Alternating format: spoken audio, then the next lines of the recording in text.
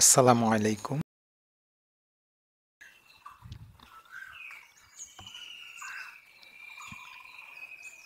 মূল বিন্দু অথবা 0 বিন্দু হতে এই রেখার লম্ব দূরত্ব নির্ণয় করো।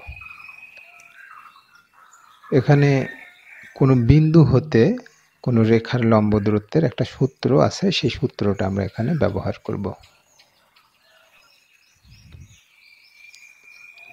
x1 y1 বিন্দু হতে ax plus by plus c equal to 0 রেখার লম্ব দূরত্ব হচ্ছে x1 y1, এই x y বিন্দুতে বসাবো, অর্থাৎ a x1 plus b y1 plus c by root over এই x এর সহগ হোল স্কোয়ার প্লাস y এর সহগ স্কোয়ার।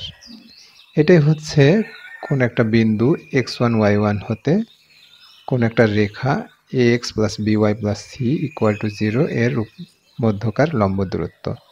এখন আমাদের বিন্দু দেওয়া আছে 0 0, এই জায়গাতে হবে 0 0, আর রেখাটা হচ্ছে এইটা। এখানে x এর মান হবে বসাবো 0, y এর এখানে বসাবো 0, আর এই 13, আর নিচে রুট ওভার দিয়ে 5 whole square plus 12 whole square. আমরা বিষয়টাকে লিখে দেখাই। 0 0 বিন্দু হতে 5x plus 12y plus 13 equal to 0 রেখার লম্ব দূরত্ব। একইভাবে কথাটা লিখছি।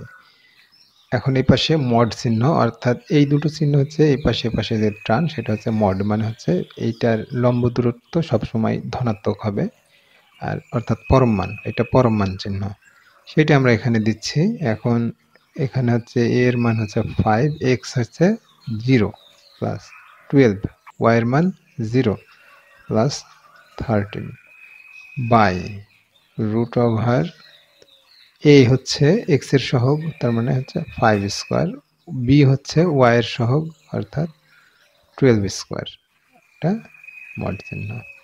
এখন এটা ক্যালকুলেশন করব। এটা 0, এটা 0 থাকবে উপরে, শুধু 13, আর এটা হচ্ছে 5 5 25, আর 12 12 144, এটা। এখন এটা 13 বাই এই দুটো যোগ করলে হয় 169।